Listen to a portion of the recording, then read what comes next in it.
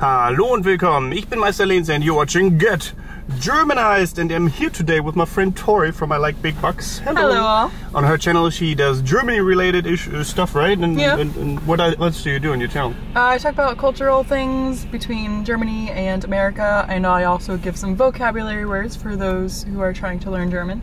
And you're watching... What are we talking about today? We are talking about driving differences, and specifically how hard it is to get a license in Germany, because it is nothing like what I had to go through. No, very difficult. So enjoy. I am bored. What should I do? Ich weiß. Get Germanized. How long have you been driving now? Long time. I mean, since I've been 18. I would have to tell you guys my age now, wouldn't I? For that. Well, over 10 years. Let's say that much. Quite a long time. And I've been driving since I was 15, so that's been 6 whole years for me. I do have my car driver's license, and I do have my motorbike license. Like, you call that motorbike, right? A motorcycle. Motorcycle license. I've been driving motorbike, like a small motorbike, since I've been 16, since I was 16. And then the big one when I was 18, and then I switched to the car. Haven't really been on a motorbike ever since, but yeah, that's my qualifications on the road in Germany. Getting your driver's license in Germany is well, a tedious process in comparison to the US. And expensive. And expensive. It can be up to 3,000 euros, I think. Yeah, I think so. In total. And you have to take like a certain amount of normal driving lessons with a driving instructor next to you. So, because you said you could just drive with your parents, right? Yeah, so I didn't actually pay anything to get my license. Yeah. I took a free driving course online, and I finished it basically within a week. And that wasn't really hard, and it was free too. Yeah. And yeah, I just drove around with my parents. I probably even, they say you're supposed to drive about 50 hours between when you get your permit and when you get your license. I totally did not do that. Is that regulations? I mean, like, you drive with your parents, so like it's completely up to you. I think I probably drove for like 20 hours. So no one's checking on you, is not regulated at all? No. Oh, holy shit, okay. And you can drive with 16, you said? Yeah, you can. Well, it's different for each state. Some states you can even get it earlier, like at 15. Yeah. But for Florida, you can get your full-on license at 16, and then they're like, you can't drive past like 11 or something like that. But still very early. Later than my curfew. And in Germany, I mean, it's like the standard is 18 years, but it's like assisted driving with 17 exists now as well. So if you do your assisted driver's license, then it's basically just your normal driver's license, but you will have to have your parent or some adult present. I think it can only be family members. I'm not quite sure about that actually, but only if someone's next to you, like a driving instructor, basically. Oh well, no, that's just our permit, and it doesn't even have to be someone related to you. It just has to be someone older than 21 who has a license in the front seat. Oh, really? And you can still have people in the car. No, that's different for sure. And like 2 days after I got my license, I know I had like a 4-year-old that I babysat. I needed to drive her somewhere, and so I'm probably sure that wasn't allowed in Germany. So how do you get your license in the US again? Like you said, you just drive however you want with your parents, and then however much you want, and then do the online test, or what? Yeah. So I took an online test to get my permit. Yeah. And then on my way home from getting my permit, I was like, "Can I drive?" And she was like, "Yeah." And so we switched seats, and she told me which pedal was which. And also, we don't really have stick shifts. We are mostly automatic. I've never driven in a car with a stick shift before until I came to Germany. That's very common here. Yeah. So, but yeah, so I was really nervous at first, and I drove with the hazard lights on just to get everybody like, please be careful. Yeah, it really was not that hard. In fact, when I went to go get my actual license, I didn't have a written exam. Okay. I just went in the car. He was like, okay, yeah, honk your horn. Yep. Okay, do a 3-point turn. Okay. And pull into this parking spot. And that's basically all that I did. And I didn't have to parallel park. That's good. Yeah, so Florida, not high standards for driving. Apparently not. But yeah, like I said, I mentioned earlier, like driving in Germany, you don't only have to do a certain amount of standard lessons, you have to do, I think, 4 or so Autobahn lessons, the night lessons where you drive at night, and you always have to have your driving instructor present as well. Überlandfahrten you need to do, like that's over land, I suspect. I don't remember exactly what it was, but I suspect it was just normal country road, so to speak. Like no Autobahn road, just a normal road like we're on right now, basically. So very regulated. And then you have to do a first aid course as well, so that you know how to help people if there's an accident. You have to, what else? I forgot to put my light on and someone flashed his light on me. Anyway. Shame, and you had all this training too. Yeah, shame. But yeah, lots of stuff you have to do in comparison to, well, other countries where you just, like the US, where you just don't need to do anything. That would be interesting for us actually to find out what you guys have to do in your country to get your driver's license. Let us know in the comments down below. Is it super difficult? How expensive is it? Like I said, in Germany, 2,000 to 3,000 euros in total.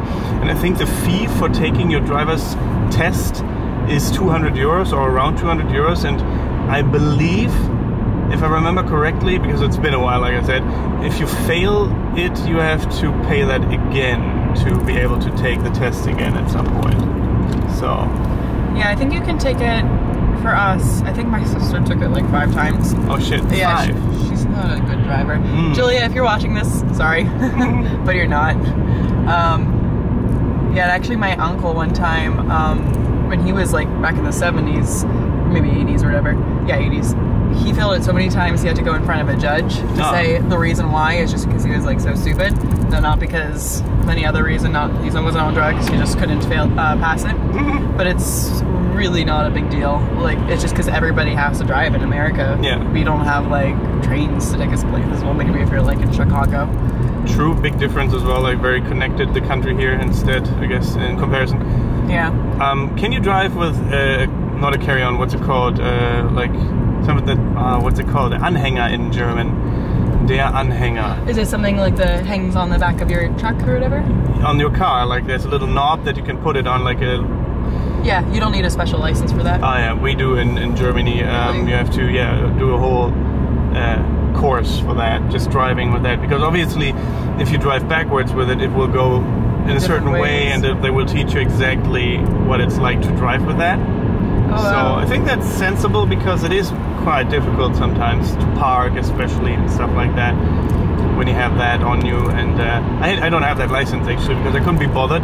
It's mostly I would say, I mean, don't be offended if you did it and you're not, but I think it's mostly something for farmers that they do, right? Because they need it. Moving. Like, I know we connected something like that to our truck when I moved from an apartment to a different apartment. Yeah. And just moving all my stuff. Might be, maybe. Yeah, could be. My dad doesn't have a special license, he just rented it. We can just do that, rent stuff. Back in the day when my dad did his driver's license, basically with one license you could pretty much drive everything. You didn't have to do extra courses. And he is a truck driver, I think, as well. Like he drives it every now and then, still to this day, for work, but not as much anymore as he used to. But I don't think he really did a course for that. Maybe at work, like just an internal one. But I don't think he got his truck license or something like that. What do you mean truck? Like how big a truck are we talking? Like big truck. Okay, like a semi?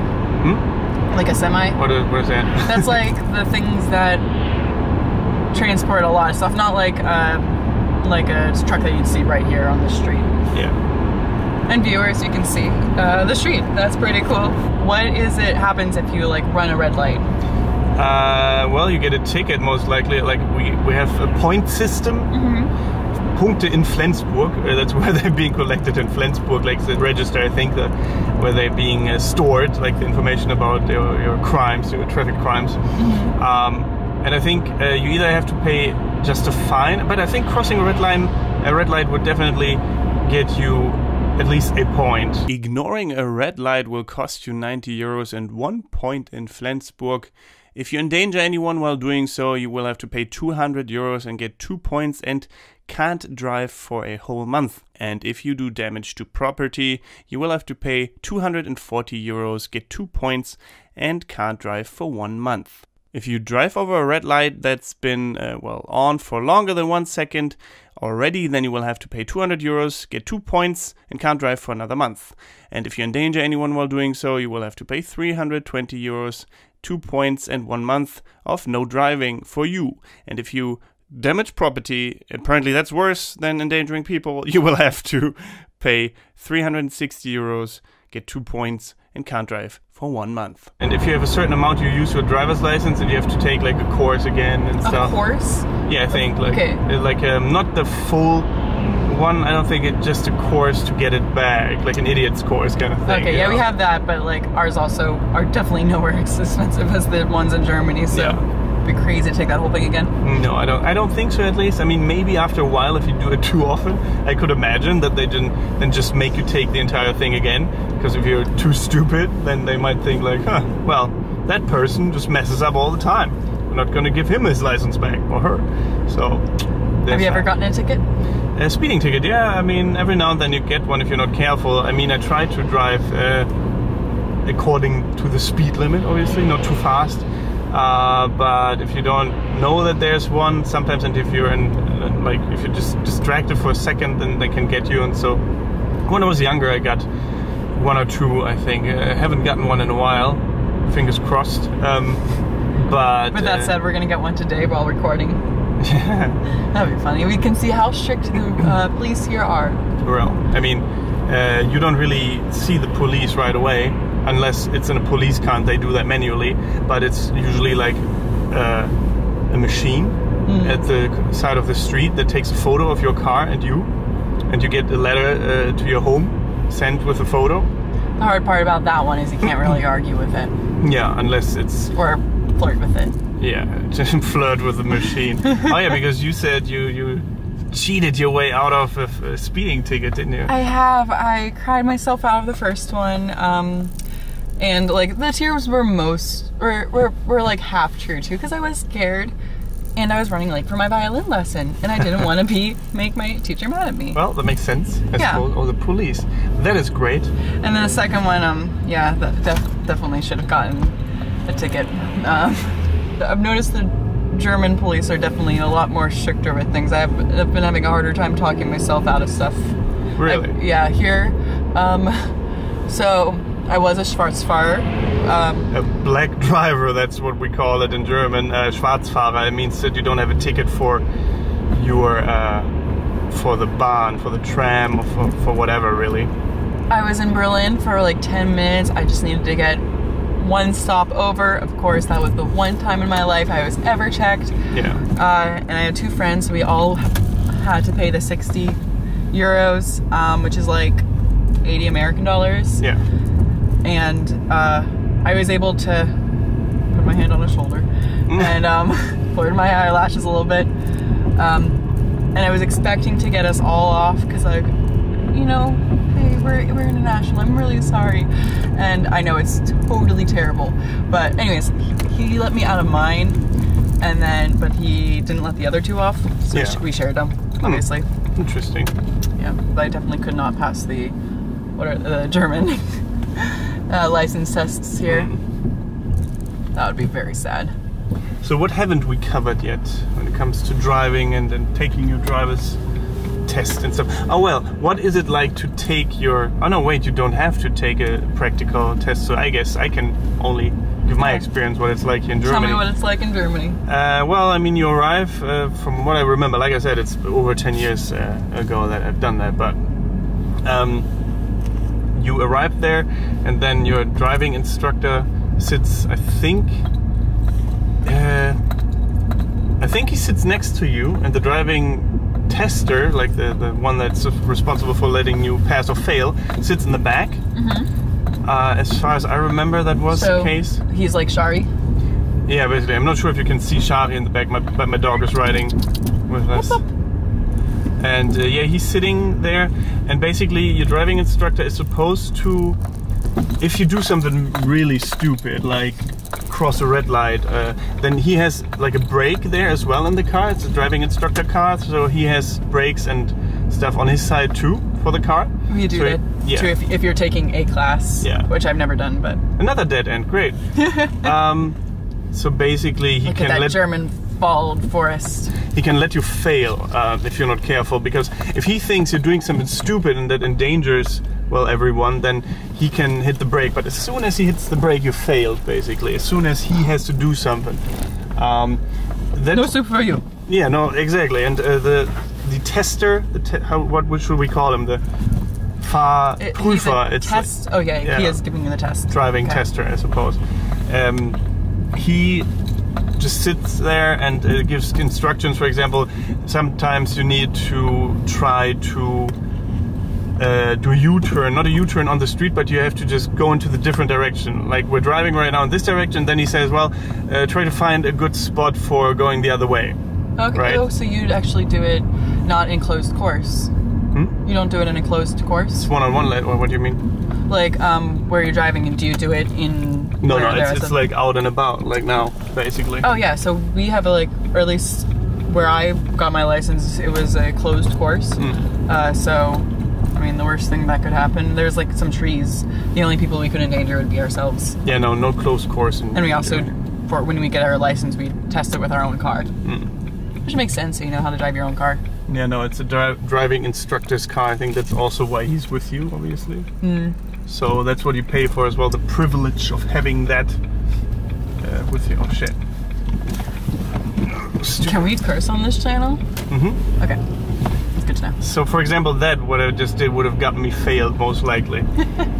Being half on the other side of the street, because what you're not allowed to do as well when you try to go into the other direction, right? When you turn back, basically, if you cross the line in the middle, then you fail automatically. You're not allowed to do that because it's dangerous, obviously. So that almost got me failed. My first time I took the test, or the only time I didn't fail gladly, but almost failed it. Because what I did was, well, I used a side road, like a little country road, basically, to try and just shift my way out and back and forth. I don't have the vocabulary that I want to explain, but I drove into it and like drove backwards, drove forward, drove backwards, just, you know, like that, until I was facing the street again. And that was not what he wanted. He wanted me to turn into, well, a gas station or something like that, right? And go the opposite way, so that, because it's more safe. And so I had to do it again. But that could have potentially gotten me failed.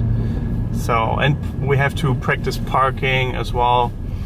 For example, you have to, what's it called, do a parallel park on a parking lot. And that almost got me failed because, well, I did the parking. We stood in the direction that I was, like, in the... Yeah, the way you need to be parked, just a couple feet over. Yeah, exactly. So that was all good. And then he said, yeah, well, Mr.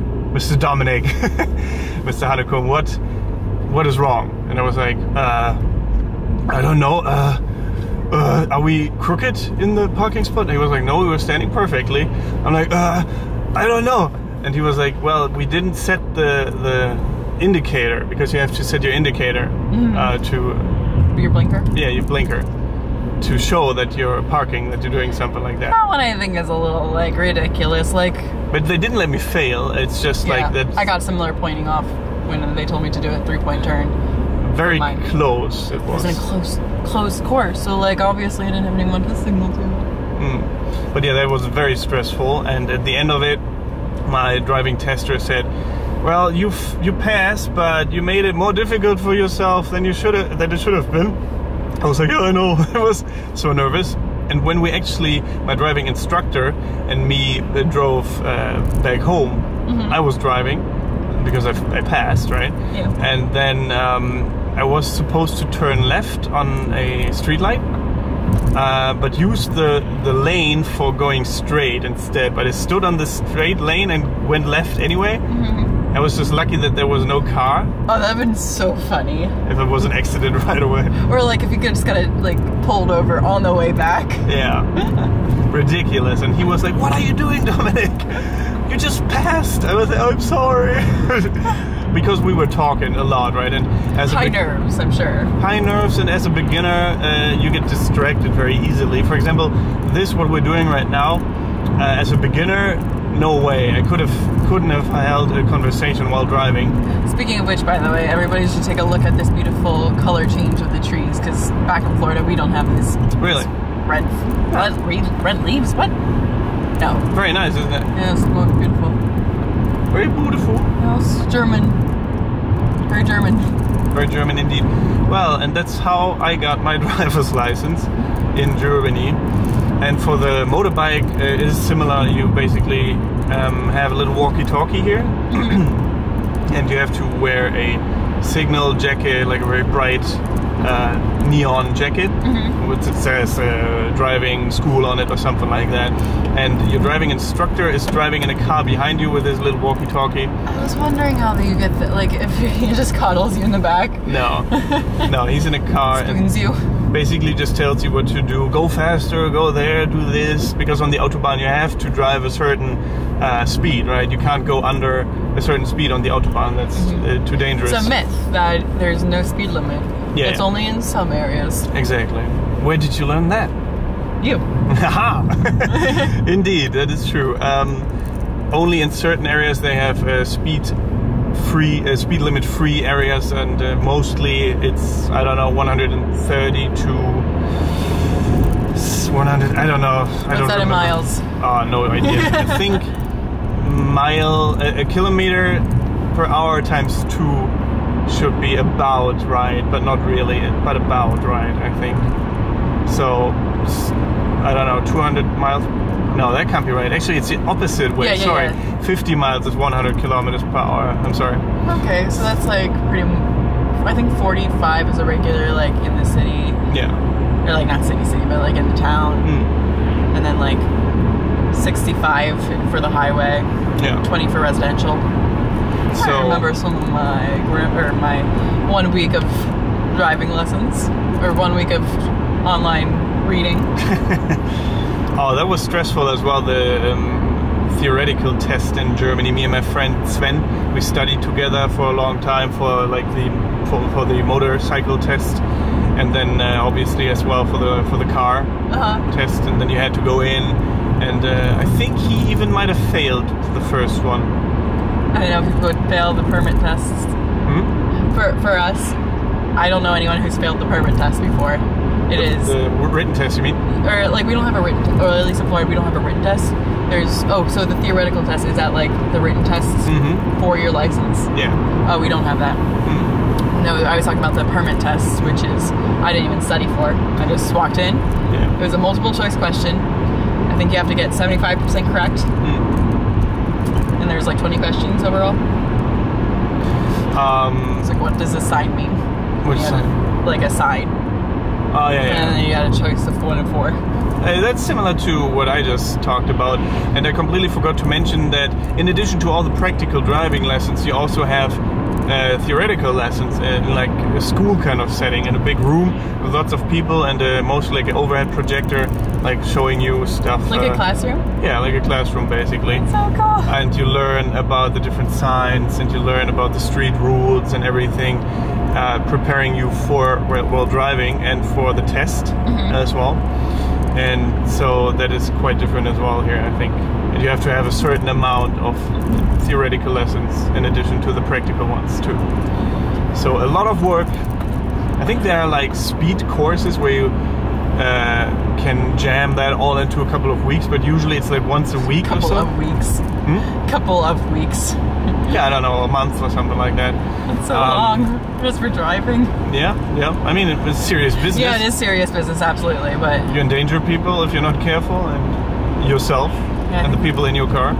I was nervous like the first week I got my permit, and then my dad said, "Why are you nervous? It's just driving." And then I was like, okay.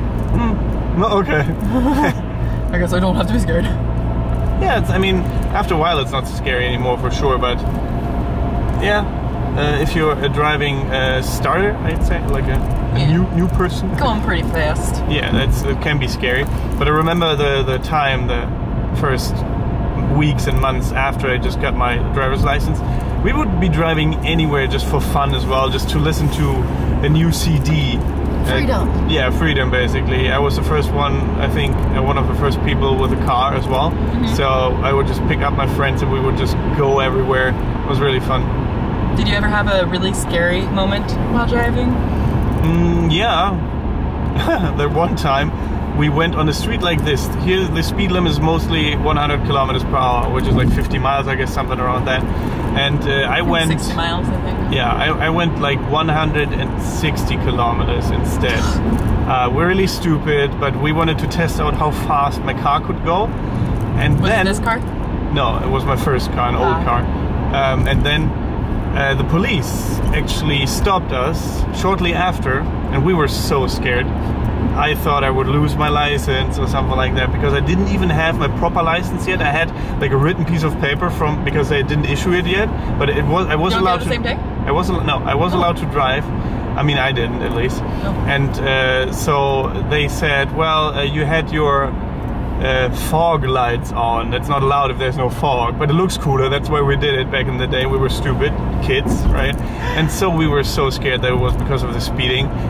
Because they asked us, do you know why we stopped here? I was like, did we go too fast or something? And they were like, no, you had your fog lights on. I was like, oh, I didn't notice, sorry. And he was like, well, there should be a light indicating that, but in my car I was lucky that at the time it didn't have a light for it.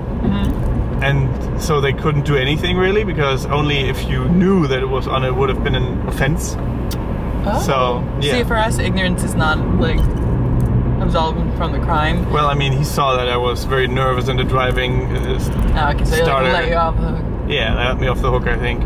But we were, super scared that it was because of something else. But, oh well, it wasn't in the end. Lucky. Lucky for us. My scariest moment was when I killed a bird. You killed a bird? I killed a really big bird, too. Okay.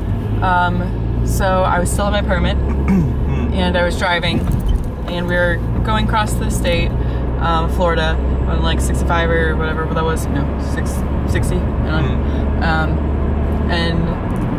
And there's like the times when you can see cows and horses and stuff. Well, yeah, I mean, that's not that special here, but like to me, it's pretty cool.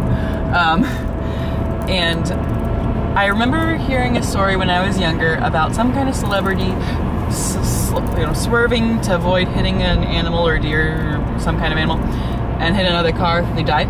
Oh shit. And so that story always stuck in my head.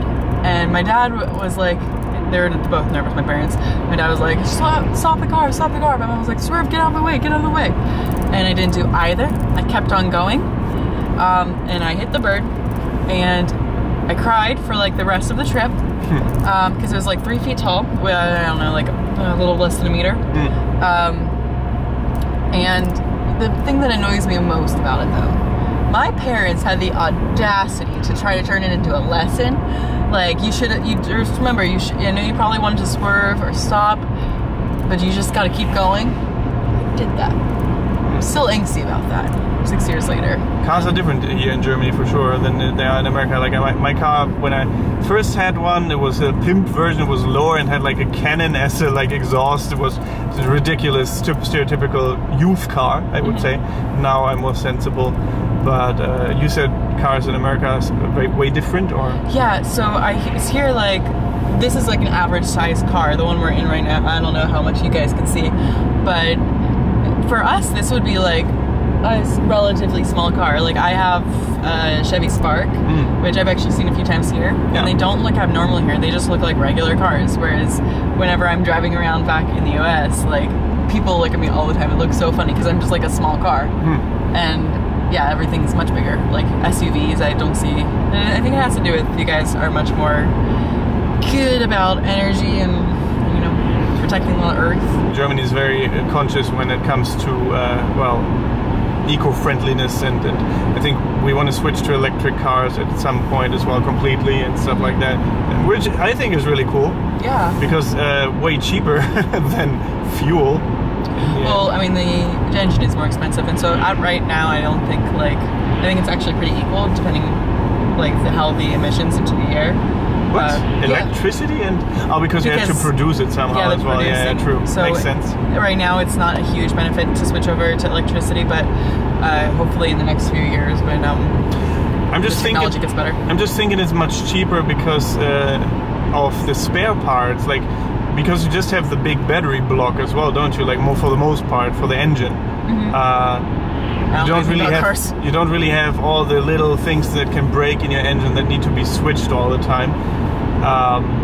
That's what I'm thinking. Maybe you guys, I don't know much about cars, as you might have probably already noticed, but that's just my take on it. Maybe you can teach me, if it's really better or not, but I would think so. Let me know, let us know in the comments. What's the first thing you should know about a car besides changing your tire, which I've done before? Me too. Well, I looked really cute doing it because I was a 16-year-old girl. I was the only one knowing how to do it in my family. My friend Hannah, that I filmed Car Thoughts last time with, she actually, her car broke down in the middle of nowhere in England, and she didn't know how to swap the tires, so she had to wait for a couple of hours for the car repair person to pick her up or help her out and change the tire for her. So definitely learn that. It's not that difficult, guys. Unless if it's screwed on, Yeah, but still, that's normally the case when it's screwed on. Even then, it's not that difficult. I mean, it takes a while, yeah, but it's not super hard to do it. You mean no? But you have equipment for it, that makes it easier, an Hebel. Depending on how tight they're on, though. Yeah. True. I mean, I guess I don't know the strength comparison, so. He's just bragging about the fact that he works out. That's it. That's why. That's why. No, but I can imagine that it must be quite difficult for smaller, more petite people. So there's that. Okay, maybe it is a bit more difficult than I thought, but still it's something everyone should at least know about. That's what I'm thinking. Yeah. So, random small thing about Germany and driving differences also, while I think about it. Sean, she's all the way in the back, just sad, looking out the window. Whereas in America, I don't know if this is a cultural difference or just you and us difference, but dogs are always in the front seat or in the back seat. We don't put them in the trunk. We love them too much. They're part of the family. Yeah, I mean, of course they are, but and I mean, I've seen it before where they were at least in the back seat there, not in the trunk. But I always feel if you don't have protection for your dog, that's the safest spot for him, because if he's in the back seat or in the passenger seat, then if you have an accident, he gets flung around the whole car and even endangers you as well. So because he becomes basically a projectile that could break your neck or anything. That's true. So I know people who drive with their dogs on their laps, not shouty big, but big enough. Like a Chihuahua or this big. Okay. Yay big. You guys obviously have different. I mean, it's a different country, so things are different. But street rules, you mean? Yeah, the signs are different. You guys don't have the yellow lines down the middle. So I'm glad I'm not driving because I would have no idea where to go. For example, this next sign here coming up, the yellow sign is a village entrance sign or a town entrance sign. I don't understand how they can have so huge German words on these signs. I don't have time to read that word while I'm driving. Well, I mean, it depends on how long the word is, I suppose, but usually town names are not that long. That one was quite long, I think, but yeah, they have that, and then when you exit the town, maybe we'll see it in a bit, then it's the same, just crossed with a red line from a diagonal line. Diagonal. And saying, well, basically, this is the end of the town, of the inner district of the town, that is, because that's where the speed limit is always 50 kilometers an hour, so 25 miles per hour. You can't go over that inside the village, and the sign comes up there in a second. You will be able to see it, hopefully. Yeah, I've seen them, but I didn't know really what they meant. Yeah. You guys also have laws though for bicycles. I mean, we probably do too, but no one actually knows because no one drives a bicycle. Here, have a look. Oh, yeah. There's the sign coming up right now, and then there's the next sign here, the little 70 sign. Well, it's easy. Means we can drive 70 kilometers an hour. What's that gold diamond? Gold diamond is like that you have the right of way on that street. Basically, that you don't need to stop for anyone unless another sign tells you to. You know, my favorite thing about Germany differences is the Ampelman. I don't know if it's called Ampelman everywhere, but you know, the crossing signal. It's so cute here. Yeah. And there's different ones in different Germany, and sometimes you even decorate them. But for Christmas, it's Santa. Sometimes in Bremen. I saw in Bremen the other day when I was there. It was like a guy and a girl couple holding hands. It was like a little love, and then they crossed the street together too. Very cute. It was so cute. Yeah. Maybe I'll make an episode about street signs, but I mean, I would watch that. I don't know. I might need to learn them. It would be difficult to now just search for them, you know, because it's not that like that every sign we will see during this ride. I don't even know where certain signs would be, so I might have to just make a normal video about that. But yeah, let me know in the comments if you're interested in that. And I think I'll watch it. Thank you very much. I need to know. But I think that's about it for this episode of Car of Thoughts. Thank you, Tori, for being here. Check out her channel, ILikeBigBugs. Bugs, not bucks. Yeah, not CK, but G. I collect bugs like insects. Exactly. And yeah, follow us on our social media. Mine is linked in the video description, and you will find hers on her channel. And like the video if you haven't yet. Subscribe. Always very important. If you want to get your license or know someone that needs to get their license in Germany, send them this video, because don't just travel here and expect to rent a car. Exactly. Well, and apart from that, thank you very much for watching. Don't forget to get Germanized. Goodbye and auf Wiedersehen.